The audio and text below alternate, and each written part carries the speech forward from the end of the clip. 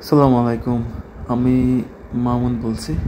হঠাৎ করে আমার বাগানের মধ্যে একটা শামুক দেখতে পারলাম, ছোট্ট একটি শামুক। এই শামুকটি তার মুখ বের করে হাঁটতেছে, দেখে খুব অদ্ভুত লাগলো।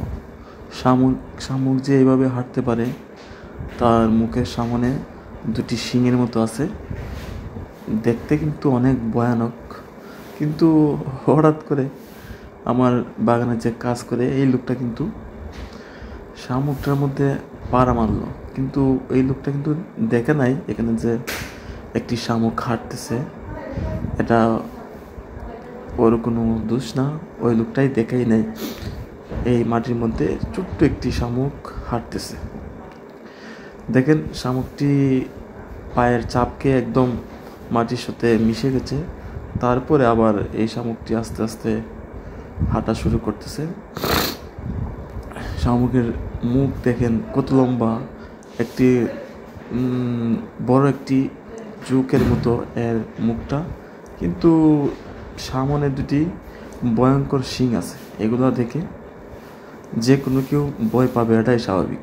দেখেন এই শিংগুলা কিভাবে বের করতেছে, আসলে সত্যি অনেক ভয়ানক।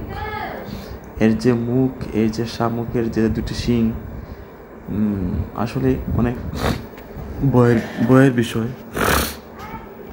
দেখেন, ও কিন্তু এখন আবার আস্তে আস্তে হাঁটা শুরু করছে। দেখেন কিভাবে ও উঠতেছে, একটি মাটির উপর দিয়ে আস্তে আস্তে হাঁটতেছে। আর একটা কথা, ওর পিছনের দিকে আবার কিছু অংশ বের করে দেখেন লেজের মতো। এই শামুকটি আসলে দেখলে অনেক ভয়ঙ্কর বিষয় মনে হচ্ছে, কিন্তু সচরাচর এভাবে শামুক দেখা যায় না বাগানের মধ্যে হাঁটতে।